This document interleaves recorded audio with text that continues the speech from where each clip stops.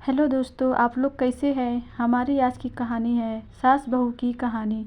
अविनाश, तुम कब मेरी बात सुनोगे। आखिर मैं तुम्हारी पत्नी हूँ, काव्या ने गुस्से से अविनाश से कहा। अविनाश बिना कुछ बोले घर से बाहर निकल गया। अब ऐसा हर दिन होता है। काव्या अपनी सास सुलोचना जी की बहुत इज्जत करती थी, लेकिन सुलोचना जी हमेशा उसे नीचा दिखाने की कोशिश में लगी रहती थीं। आज भी वही काव्या ने सुबह जल्दी उठकर नाश्ता बनाया। अविनाश को सूजी का हलवा बहुत पसंद था, इसलिए उसने नाश्ते के साथ साथ हलवा भी बनाकर सभी को परोस दिया। उसके ससुर रमेश जी ने सुलोचना जी को टोकते हुए कहा, ये क्या फिजूल खर्ची है, सुबह सुबह देसी घी का हलवा। सुलोचना जी ने काव्या को डांटते हुए पूछा, क्यों बहू, ये देसी घी क्या तेरे मायके से आया है। माँ जी, वो इन्हें हलवा बहुत पसंद है, इसलिए थोड़ा सा बनाया है। यह कहकर काव्या अविनाश की तरफ देख रही थी। शायद वो कुछ बोले, तभी सुलोचना जी ने कहा, मैं सब जानती हूँ, मेरे बेटे का बहाना करके खुद खाने का मन होगा। अविनाश चुपचाप नाश्ता करते रहे। काव्या की आंखों में आंसू छलक गए। इससे ज़्यादा बुरा तब लगा जब अविनाश बिना हलवा खाए ही ऑफिस के लिए चल दिए। काव्या घर का काम समेटने में लग गई। इधर सुलोचना जी बाहर ड्राइंग रूम में बैठकर बड़बड़ाती रहीं। काम करके काव्या अपने कमरे में जाकर रोने लगी। कितने नाजों से पाला था उसके पापा ने, उसे आज भी याद है। एक बार उसने गाजर के हलवा बनाने के लिए कहा था, लेकिन मैंने सूजी का हलवा बना दिया था। पापा को जब यह पता लगा तो वो तुरंत बाजार गए। वहाँ से ढेर सारा गाजर का हलवा लाए थे और उस दिन बिना कहे 2-3 दिन में गाजर का हलवा बनने लगा। आज उसे सूजी के हलवे के लिए कितनी बातें सुनाई जा रही हैं। उसे गुस्सा सास ससुर पर नहीं, अविनाश पर था, जो कि कुछ नहीं बोल पाए। शाम को जब उसने अविनाश से शिकायत की तो वो बस इतना ही बोले, इस घर में केवल माँ की पसंद का खाना बनता है, आगे से मेरी पसंद का कुछ मत बनाना। काव्या ने अविनाश से बात करनी बंद कर दी। आखिर क्या कसूर था काव्या का, यही कि वह अविनाश से बहुत प्यार करती है। इसी तरह कुछ दिन बीत गए। एक दिन काव्या ने सुलोचना जी से कहा, माँ जी, मैं अपने घर जाना चाहती हूँ कुछ दिन के लिए, अगर आप कहें तो आज ही चली जाऊँ। कई दिन पहले माँ का फ़ोन आया था, कह रही थी पापा की तबीयत ठीक नहीं है।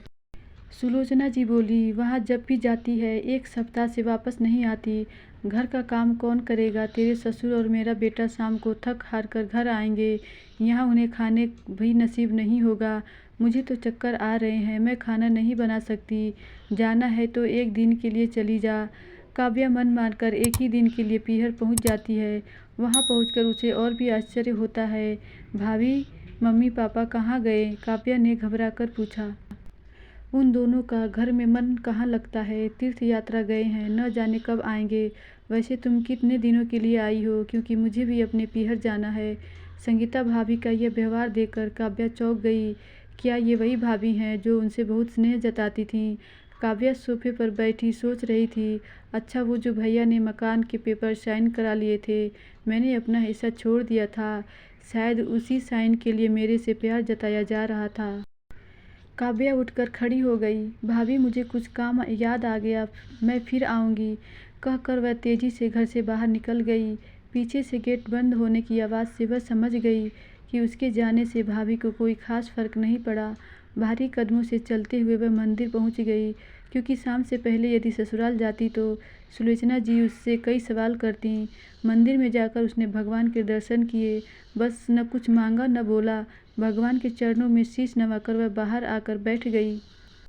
तभी सामने के पेड़ के नीचे उसे अपने माता पिता बैठे दिखाई दिए। काव्या भागकर उनके पास पहुंची।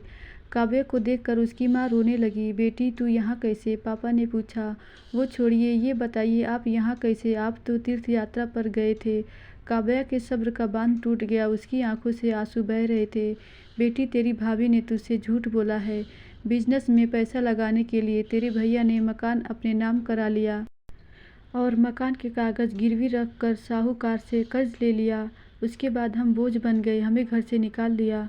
पापा, अब क्या होगा, काव्या ने रोते हुए पूछा। बेटी, तू चिंता मत कर, हम कहीं वृद्धा आश्रम में चले जाएंगे। तू अपनी ससुराल जा, वहाँ किसी को यह बात मत बताना।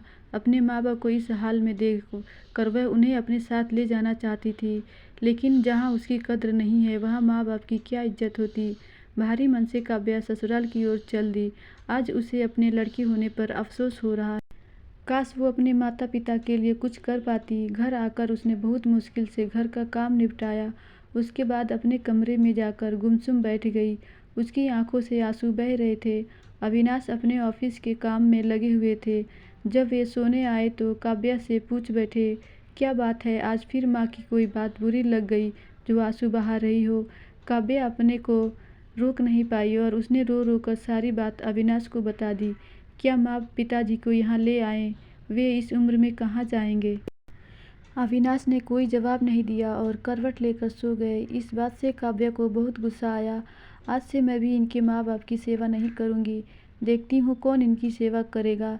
रोते रोते काव्या सो गई। 2-3 दिन बीत जाने पर उसकी चिंता बढ़ती जा रही थी। एक दिन वह सब्जी लेने के बहाने उसी मंदिर में पहुँची, लेकिन उसके माता पिता वहाँ नहीं थे। पंडित जी, यहाँ मेरे माता पिता उस पेड़ के नीचे बैठे थे कई दिन से। उनका कुछ पता है? तुम्हारा नाम काव्या है क्या? पंडित जी के मुंह से अपना नाम सुनकर काव्या ने पूछा, जी हाँ, लेकिन आपको कैसे पता? तुम्हारे माता पिता ने यह पता दिया था और कहा था वे अब यहाँ रहते हैं। काव्या ने पता देखा, वह यहाँ से कुछ दूर का था। काव्या ने मंदिर के बाहर निकलकर ऑटो रिक्शा किया और उस पते पर पहुँच गई। दरवाज़ा खटखटाया तो एक लड़की निकल कर आई। यहाँ का पता मुझे पंडित जी ने दिया है, काव्या बोली। आप काव्या दीदी हो, अंदर आ जाओ। काव्या को कुछ समझ नहीं आया। वह अंदर गई तो देखा उसके माता पिता सोफे पर बैठे थे। काव्या उन्हें देखकर रोने लगी। बेटी, अब क्यों रो रही है? तेरे कारण हमें यह मकान मिल गया। काव्या आश्चर्य से उनका चेहरा देखने लगी। लेकिन माँ, आप यहाँ कैसे, और ये लड़की कौन है? तब उसकी माँ ने कहा, बेटी तुझे याद है तेरी शादी के बाद तेरी सास ने 40 लाख की डिमांड की थी। दामाद जी को बिजनेस खोलना था, इसलिए तेरे पिता ने उसकी डिमांड पूरी कर दी थी, जिससे कि तू सुखी रहे। जब तू हमसे मिलकर गई उसके अगले दिन दामाद जी आए। उन्होंने तेरे पापा के पैसे लौटा दिए, क्योंकि उन्होंने कोई बिजनेस शुरू नहीं किया था।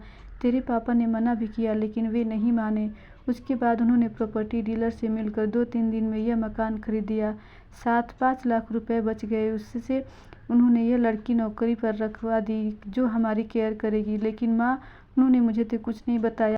काव्या की आंखों से आंसू बह रहे थे। वह रोते हुए वहाँ से अपने घर आ गई। घर आकर वह सोच ही रही थी, अविनाश ने कभी उसके लिए आवाज़ नहीं उठाई, लेकिन मेरे माता पिता के लिए इतना कर दिया जो कि कोई सगा बेटा भी नहीं कर सकता।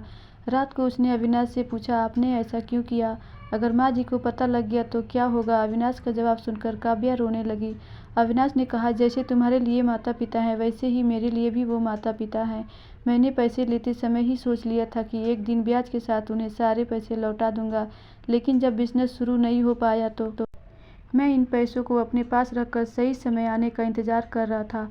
अगर मैं तुम्हारे माता पिता को अपने घर ले आता तो उनका आत्मसम्मान हर दिन उन्हें धिक्कारता। बेटी के घर वे रहना पसंद नहीं करते, वे अपमानित न हो, इसलिए मैंने ये सब किया। अविनाश, मुझे माफ़ कर दो, आज तक मैं तुम्हें गलत समझती रही। तभी पीछे खड़ी सुलोचना जी बोली, बेटी वह पैसा हमने उधार लिया था, वह तुम्हारे पिता की अमानत थी। मैंने और अविनाश ने पहले ही फैसला किया था कि ब्याज के साथ तुम्हारे पैसा लौटा देंगे। चल अब सो जा, सुबह नाश्ता टाइम पर बना तो अच्छा नहीं होगा। उनकी बात सुनकर काव्या, अविनाश और सुलोचना जी जोर से हंसने लगे। धन्यवाद दोस्तों।